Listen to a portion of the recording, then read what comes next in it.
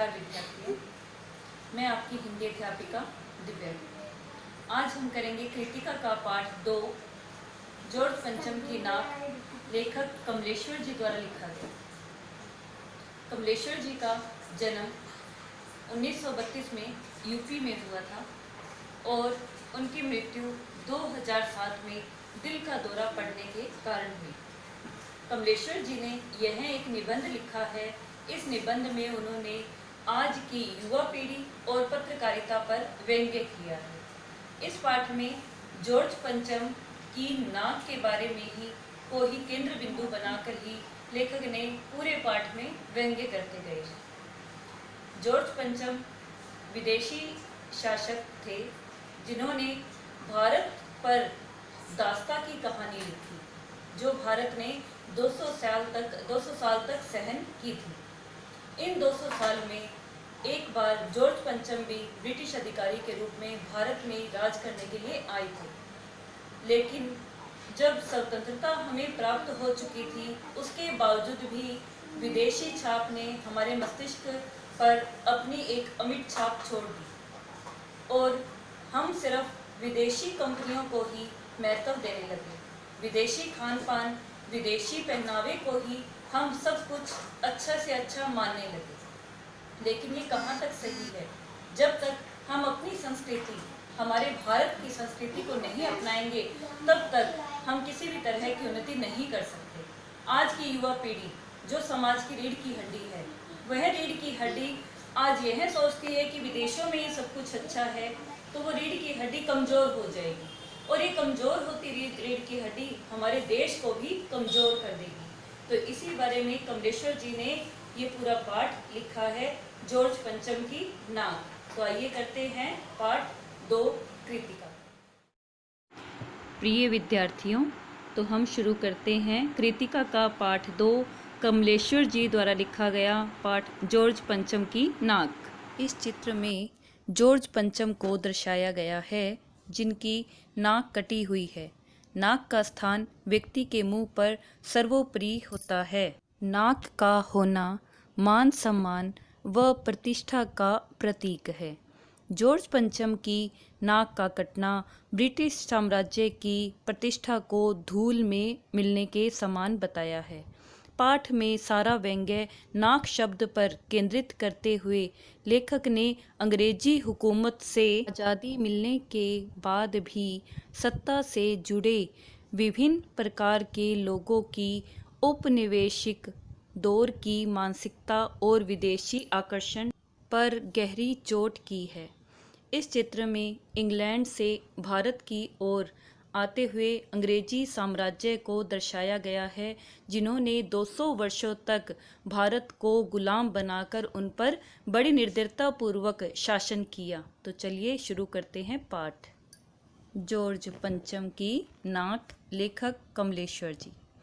यह बात उस समय की है जब इंग्लैंड की रानी एलिजाबेथ द्वितीय अपने पति के साथ हिंदुस्तान पधारने वाली थी। अब लेखक उस समय की बात बता रहा है जब इंग्लैंड की महारानी एलिजाबेथ द्वितीय अपने पति के साथ इंडिया में आ रही थी। अखबारों में उनकी चर्चा हो रही थी। रोज लंदन के अखबारों से खबरें आ रही थी कि शाही दौरे के लिए कैसी कैसी तैयारियां हो रही है। रानी एलिजाबेथ का दर्जी परेशान था कि हिंदुस्तान, पाकिस्तान और नेपाल के दौरे पर रानी कब क्या पहनेगी। उनका सेक्रेटरी और शायद जासूस भी उनके पहले ही इस महाद्वीप का तूफानी दौरा करने वाला था।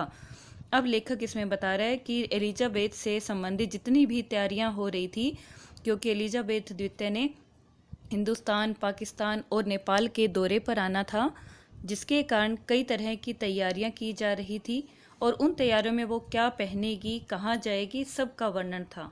और उनका सेक्रेटरी पहले से ही इधर जासूस की तरह दौरा करके गया हुआ था।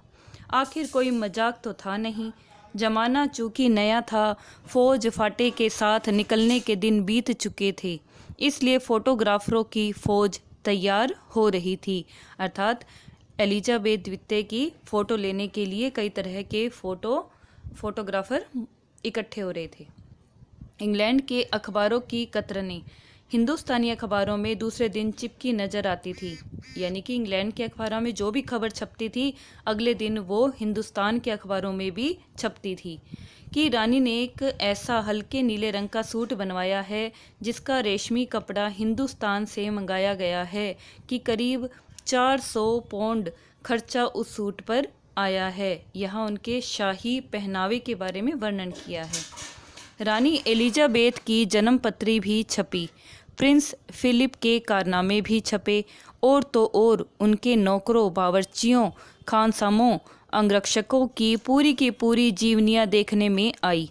शाही महल में रहने और पलने वाले कुत्तों तक की तस्वीरें अखबारों में छप गई। अर्थात इंग्लैंड की महारानी से संबंधित हर छोटी से छोटी खबर को अखबारों में छापा गया।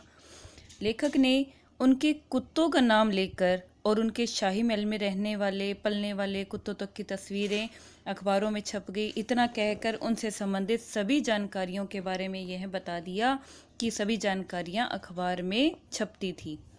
आगे है, बड़ी धूम थी, बड़ा शोर शराबा था, शंख इंग्लैंड में बज रहा था, गूंज हिंदुस्तान में आ रही थी। अर्थात इंग्लैंड में ये सभी तैयारियां चल रही थी, वहाँ शोर शराबा था, लेकिन हिंदुस्तान में भी इंग्लैंड की महारानी के आने की खुशी में काफ़ी तैयारियां चल रही थी। इन खबरों से हिंदुस्तान में सनसनी फैल रही थी। राजधानी में तहलका मचा हुआ था। राजधानी, भारत की राजधानी दिल्ली की बात की जा रही है। जो रानी 5,000 रुपये का रेशमी सूट पहनकर पालम के हवाई अड्डे पर उतरेगी, उसके लिए कुछ तो होना ही चाहिए। कुछ क्या, बहुत कुछ होना चाहिए। जिसके बावर्ची पहले महायुद्ध में जान हथेली पर लेकर लड़ चुके हैं, उसकी शानो शौकत के क्या कहने। और वही रानी दिल्ली आ रही है। नई दिल्ली ने अपनी तरफ देखा और बेसाख्ता मुँह से, बेसाख्ता का अर्थ है स्वाभाविक रूप से, निकल गया, वह आए हमारे घर, खुदा की रहमत, कभी हम उनको कभी अपने घर को देखते हैं।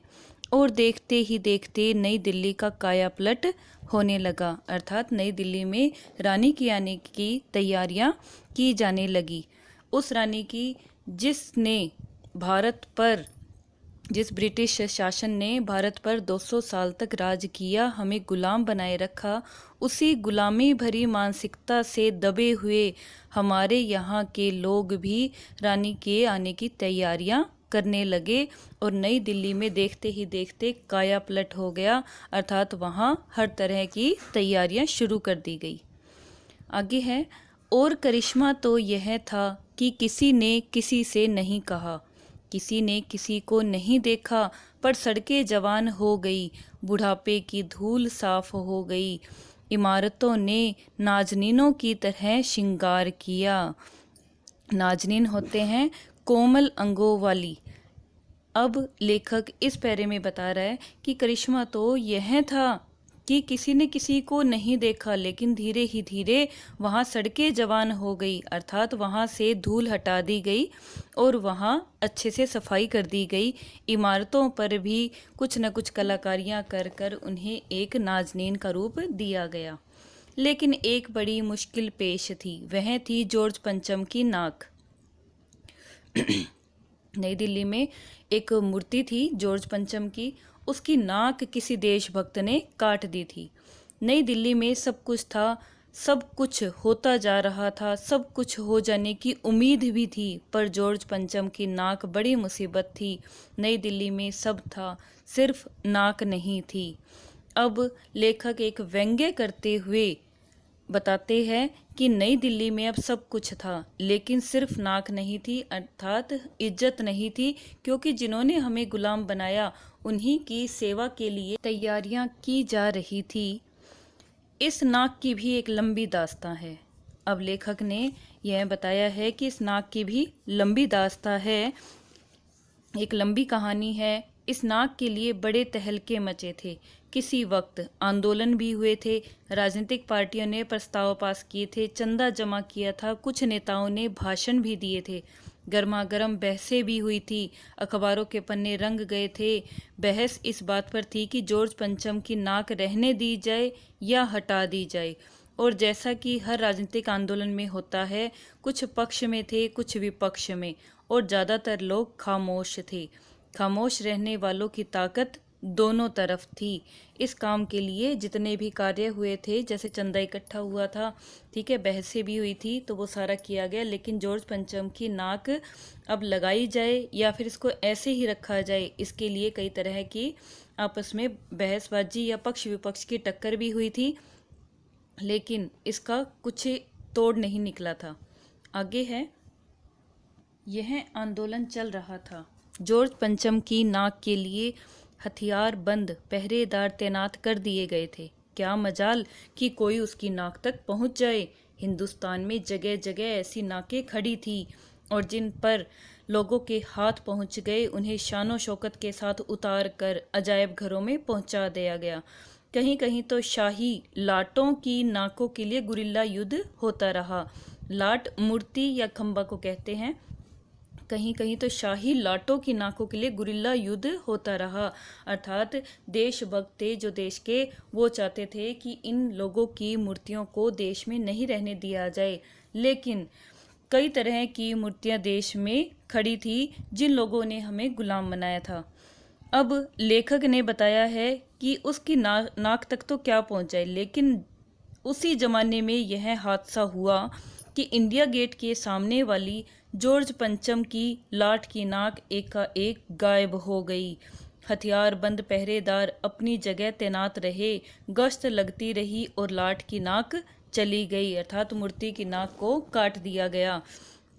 रानी आए और नाक न हो, एकाएक परेशानी बढ़ी। बड़ी सरगर्मी शुरू हुई। देश के खैर ख्वाहों की एक मीटिंग बुलाई गई। खैर ख्वाह होते हैं भलाई चाहने वाले, तो देश के जो भलाई चाहने वाले थे उनकी मीटिंग भी बुलाई गई और मसला पेश किया गया कि क्या किया जाए। वहाँ सभी सहमत थे कि अगर यह नाक नहीं है तो हमारी भी नाक नहीं रह जाएगी। अर्थात रानी ने जब आना था और उस समय नाक ना हो तो ये एक परेशानी का विषय बन गया था, खासकर उन लोगों के लिए जो सरकारी तंत्र में होते हैं और जो सिर्फ अपनी मीटिंग वगैरह करके ही अपनी छोटी मोटी डिसीजन ले लेते हैं, लेकिन देशभक्ति से संबंध उनका नहीं होता है। देशभक्ति ने ही तो जॉर्ज पंचम की नाक को काटा था। उन्हें तो केवल अपनी दिखावटी चिंता को ही प्रदर्शित करना था और अपनी चापलूसी की प्रवृत्ति पर ही कायम रहना था, जिसके चलते हुए उन्होंने एक ऐसे व्यक्ति की मूर्ति की नाक का एक बड़ा मसला बना लिया जिसने हमारे देश पर शासन किया था, गुलाम बनाया था हमें। आगे है, उच्च स्तर पर मशवरे हुए, दिमाग खरोचे गए और यह तय किया गया कि हर हालत में इस नाक का होना बहुत ज़रूरी है। यह तय होते ही एक मूर्तिकार को हुक्म दिया गया कि वह फ़ौरन दिल्ली में हाजिर हो। मूर्तिकार यूँ तो कलाकार था पर जरा पैसे से लाचार था। यह मूर्तिकार पे व्यंग्य करते हुए लेखक ने बताया है। आगे लेखक व्यंग्य करते हुए बता रहे हैं कि आते ही उसने हुक्मामों के चेहरे देखे। अजीब परेशानी थी उन चेहरों पर, कुछ लटके, कुछ उदास और कुछ बदहवास थे। उनकी हालत देखकर लाचार कलाकार की आंखों में आंसू आ गए। तभी एक आवाज़ सुनाई दी, मूर्तिकार, जॉर्ज पंचम की नाक लगानी है। मूर्तिकार ने सुना और जवाब दिया, नाक लग जाएगी, पर मुझे यह मालूम होना चाहिए कि यह लाट अर्थात मूर्ति कब और कहाँ बनी थी। इस लाट के लिए पत्थर कहाँ से लाया गया था। अब हुक्कामों ने एक दूसरे की तरफ ताका, क्योंकि ये तो किसी को पता ही नहीं था। एक की नज़र ने दूसरे से कहा कि यह बताने की जिम्मेवारी तुम्हारी है। अब जो सरकारी महकमा होता है, सरकारी विभाग होता है, वो एक विभाग दूसरे विभाग पर किस तरह से अपनी जिम्मेवारियां डालता है वो दर्शाया है। लेखक बता रहे हैं कि एक की नज़र ने दूसरे से कहा कि यह बताने की जिम्मेदारी तुम्हारी है। खैर मसला हल हुआ। एक क्लर्क को फ़ोन किया गया और इस बात की पूरी छानबीन करने का काम उसे सौंप दिया गया। पुरातत्व विभाग की फाइलों के पेट चीरे गए, पर कुछ भी पता नहीं चला। क्लर्क ने लौटकर कमेटी के सामने कांपते हुए बयान दिया, सर मेरी खता माफ़ हो, फाइलें सब कुछ हजम कर चुकी है। अर्थात फाइलों को ध्यानपूर्वक नहीं रखा गया, उनकी देखभाल नहीं की गई, जिसके कारण सभी फाइलें ख़त्म हो चुकी थी। उनमें दीमक और कीट लगकर उनमें जितने भी काम की सारी बातें थी वो सब कुछ चट हो चुकी थी, यानी कि ख़त्म हो चुकी थी। आगे है, हुकामों के चेहरों पर उदासी के बादल छा गए। एक खास कमेटी बनाई गई और उसके जिम्मे यह काम दे दिया गया कि जैसे भी हो यह काम होना है और इस नाक का दारोमदार आप पर है। दारोमदार होता है कार्यभार, जिम्मेदारी। आखिर मूर्तिकार को फिर बुलाया गया, उसने मसला हल कर दिया। वह बोला, पत्थर की किस्म का ठीक पता नहीं चला तो परेशान मत होइए, मैं हिंदुस्तान के हर पहाड़ पर जाऊंगा और ऐसा ही पत्थर खोज कर लाऊंगा। कमेटी के सदस्यों की जान में जान आई।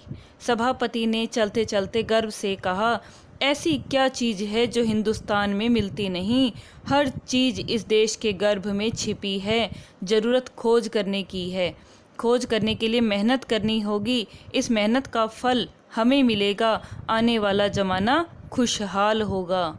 अर्थात भारत में, हिंदुस्तान में हर तरह की वस्तु पाई जाती है और इसी का ही वर्णन एक सभापति कर रहे हैं।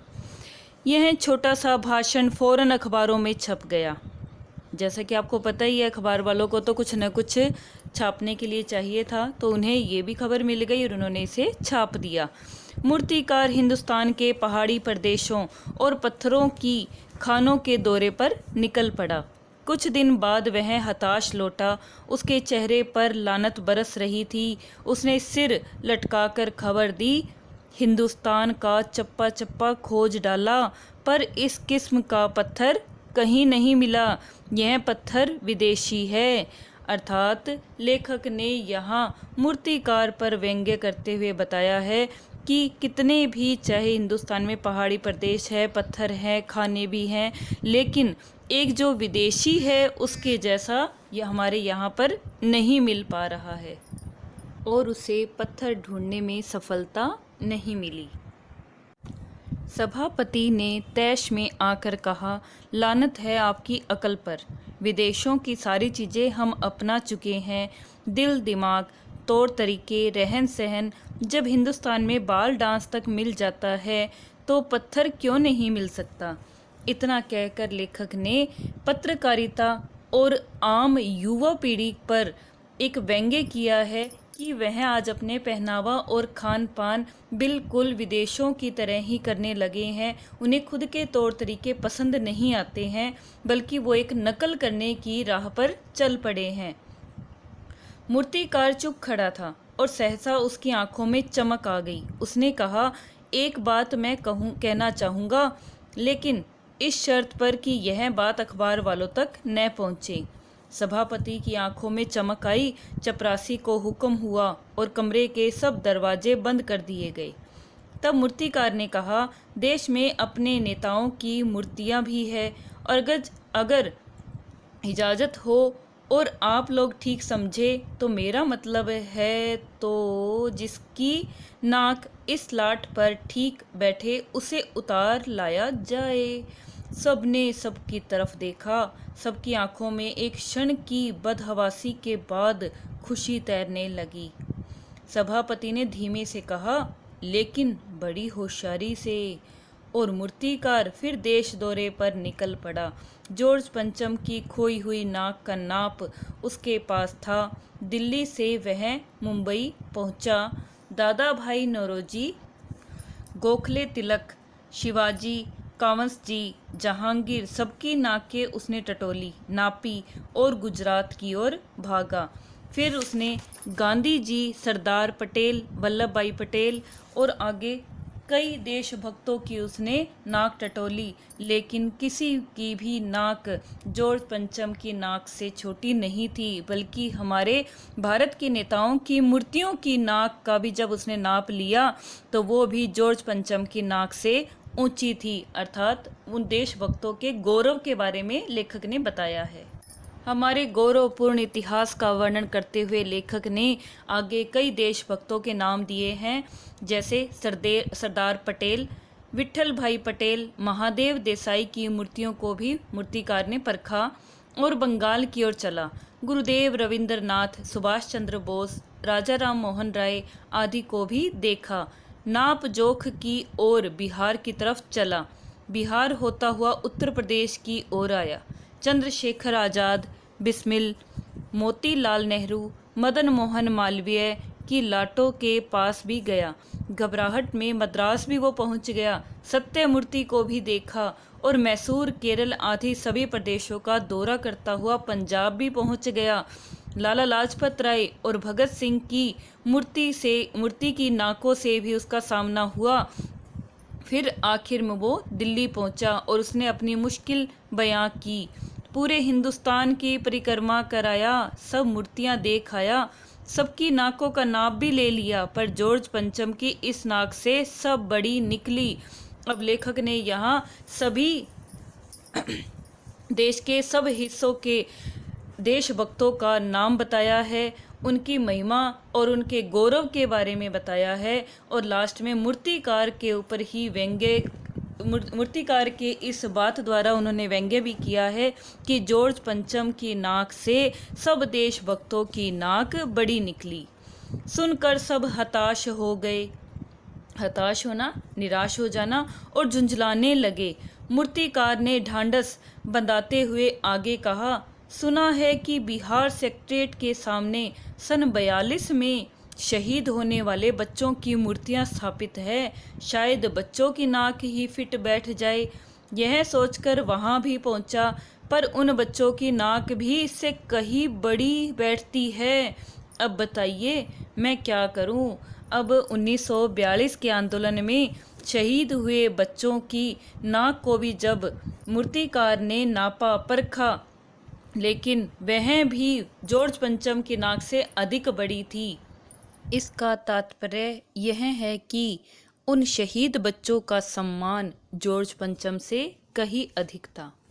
आगे है, राजधानी में सब तैयारियां थी। अब सब तैयारियों से क्या मीनिंग है कि सड़कों की मरम्मत कर दी गई थी, साफ सफाई हो गई थी, पेड़ों की भी कटाई छटाई हो गई थी, रोशनी का भी उत्तम प्रबंध कर लिया गया था और इमारतों को भी रंग रोगन करवाया गया था। सब तैयारियां होने के बाद जॉर्ज पंचम की लाट को मल कर नहलाया गया था, यानी कि उसकी मूर्ति को सारी को अच्छे से नहलाया गया था। रोगन भी लगाया गया था, पेंट कर दिया गया था, सब कुछ हो चुका था, सिर्फ नाक नहीं थी। आगे है, बात फिर बड़े हुक्कामों तक पहुंची, बड़ी खलबली मची। अगर जॉर्ज पंचम की नाक न लग पाई तो फिर रानी का स्वागत करने का क्या मतलब। यह तो अपनी नाक कटाने वाली बात हुई। अब यहाँ सरकारी तंत्र में एक गुलामी भरी मानसिकता को लेखक ने दर्शाया है। लेकिन मूर्तिकार पैसे से लाचार था, यानी हार मानने वाला कलाकार नहीं था। एक हैरत अंगेज ख्याल उसके दिमाग में कौंधा और उसने अपनी पहली शर्त दोहराई। जिस कमरे में कमेटी बैठी हुई थी तो उसके दरवाजे फिर बंद हुए और मूर्तिकार ने अपनी नई योजना पेश की। चूंकि नाक लगाना एकदम जरूरी है, इसलिए मेरी राय है कि 40 करोड़ में से कोई एक जिंदा नाक काटकर लगा दी जाए। बात के साथ ही सन्नाटा छा गया। कुछ मिनटों की खामोशी के बाद सभापति ने सबकी तरफ देखा। सबको परेशान देखकर मूर्तिकार कुछ अचकचाया, अर्थात भुचक्का हो गया और धीरे से बोला, आप लोग क्यों घबराते हैं? यह काम मेरे ऊपर छोड़ दीजिए। नाक चुनना मेरा काम है, आपकी तो सिर्फ इजाज़त चाहिए। कानाफूसी हुई और मूर्तिकार को इजाज़त दे दी गई। अब मूर्तिकार जब हर एक जगह पहाड़ों पर जाकर और कई तरह के भारत के हर हिस्से में दौरे करने के बाद भी जब उसे एक पत्थर नहीं मिला तो मूर्तिकार ने एक राय दी, जिस राय के कारण एक बार तो सभी बौखला गए, लेकिन दूसरे ही थोड़ी ही देर के बाद में कमेटी के सभी सदस्य ने मूर्तिकार को इजाज़त दे दी। अखबारों में सिर्फ इतना छपा कि नाक का मसला हल हो गया है और राजपथ पर इंडिया गेट के पास वाली जॉर्ज पंचम की लाट की नाक लग रही है। अर्थात अखबारों में सिर्फ इतना ही छपा था कि नाक का मसला हल हो गया है और नाक लगने वाली है। नाक लगने से पहले फिर हथियारबंद पहरेदारों की तैनाती हुई। मूर्ति के आसपास का तालाब सुखाकर साफ किया गया, उसकी रवाब निकाली गई। रवाब होता है जो नदियों में या तालाब के अंदर नीचे मिट्टी जम जाती है, कचरा जम जाता है, उसे रवाब कहते हैं। और ताज़ा पानी उसमें डाला गया ताकि जो जिंदा नाक लगाई जाने वाली थी वह सूखने न पाए। इस बात की खबर जनता को नहीं थी। यह सब तैयारियां भीतर भीतर चल रही थी। रानी के आने का दिन भी नज़दीक आता जा रहा था। मूर्तिकार खुद अपने बताए हल से परेशान था। जिंदा नाक लाने के लिए उसने कमेटी वालों से कुछ और मदद मांगी, वह उसे दी गई। क्योंकि मूर्तिकार लालची इंसान था तो उसने कुछ और भी पैसे लिए ताकि वह जिंदा नाक को लाकर लगा सके, और कमेटी वालों ने उसे दिए भी थे, लेकिन इस हिदायत के साथ कि एक खास दिन हर हालत में नाक लग जानी चाहिए। लेकिन कमेटी वालों ने मूर्तिकार को एक हिदायत दी थी, एक बात बोली थी कि खास दिन, कि जिस दिन महारानी ने आना है उस दिन तक हर हालत में नाक लग जानी चाहिए। और वह दिन आया। जॉर्ज पंचम के नाक लग गई। सब अखबारों ने खबरें छापी कि जॉर्ज पंचम के जिंदा नाक लगाई गई है, यानी ऐसी नाक जो कतई पत्थर की नहीं लगती।